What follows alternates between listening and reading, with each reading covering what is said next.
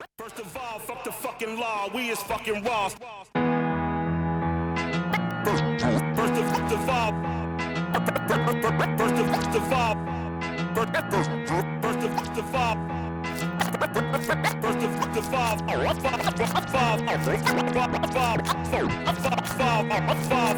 the fucking law, we is fucking raw.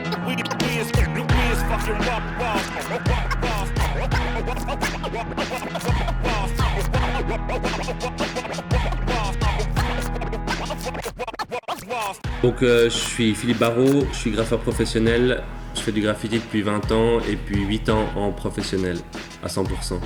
Donc c'est la décoration artisanale, peinture sur mur, sur véhicule, type logo, trompe-l'œil, street art, un peu de tout. Pour moi, un endroit qui est graffé, c'est un endroit vivant. Le graphe vandal, c'est la base du graffiti, c'est un milieu, c'est un monde à part entière où on doit évoluer dans l'anonymat. C'est par là qu'on fait des erreurs aussi. Et puis qui nous permet d'avancer et puis de tester aussi sa motivation. C'est vrai que ça fait aussi une sélection du coup avec ceux qui se font choper puis qui arrêtent et puis ceux qui se font choper puis qui continuent. Moi, ça a été une grande partie de ma vie, ouais. Ça représente quelque chose que j'ai fait avec passion, avec professionnalisme, quelque chose qui m'a vraiment formé tant personnellement que finalement professionnellement.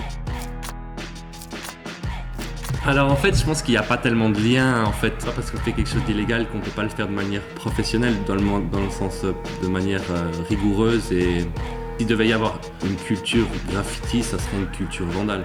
Chacun fait du graffiti pour ses propres raisons, des raisons personnelles, des raisons... Il y en a qui le font par révolte, il y en a qui le font par amusement, il y en a qui le font par intérêt. Moi, ce qui m'intéressait, c'était plus de la création, en fait. De créer, puis de voir la réaction aussi des gens par rapport à ce que je faisais. Et puis, c'était ça qui était intéressant, c'était de pouvoir faire quelque chose de joli. Olivier, je l'ai rencontré sur un événement où je faisais un live painting. Donc, puis, on a eu un bon feeling et finalement, on est resté en contact. Il m'a demandé ensuite de peindre une fresque chez lui. Et puis c'est vrai que le fait de peindre pour un avocat me plaisait bien, sachant que potentiellement j'aurais peut-être eu besoin de ses services un jour ou l'autre. Alors la fresque que j'ai fait chez Olivier, c'est une commande et puis c'est quelque chose que j'ai fait pour lui en fait. J'étais juste simplement l'outil de sa volonté en fait. Alors les super-héros, ouais, c'est cool de faire, c'est quelque chose que je fais souvent puis que ça change toujours un peu en fonction de leur position et tout, mais c'est quelque chose de rigolo. Ouais. En fait, moi, c'est toujours ça qui m'a poussé aussi dans ce que je fais, c'est vraiment de faire des choses à des endroits qui ne sont pas forcément à leur place. C'est assez plaisant en fait de se dire que tiens, je vais faire un graffiti dans un cabinet d'avocat. Je trouve que c'est ça qui me plaît, c'est d'amener le graffiti à des endroits qui ne devraient pas y être. C'est la base aussi du graffiti vandal, finalement, c'est de proposer ou d'imposer au final, hein, mais de faire quelque chose à des endroits qui sont surprenants. Et puis finalement, dans un cabinet d'avocat, la boucle est bouclée. Alors là-bas, ça a commencé sur les métros, mais même les métros, au final, tu te dis bon. Et en fait, finalement, ça va bien, c'est rentré dans les mœurs. Petit à petit, les voitures, ça va rentrer dans les mœurs. Et petit à petit, avec des gens qui visitent des cabinets d'avocats où il y a des graffitis, finalement, on se rend compte que le graffiti ou la décoration graffiti peut avoir sa place n'importe où, quoi, sans limite.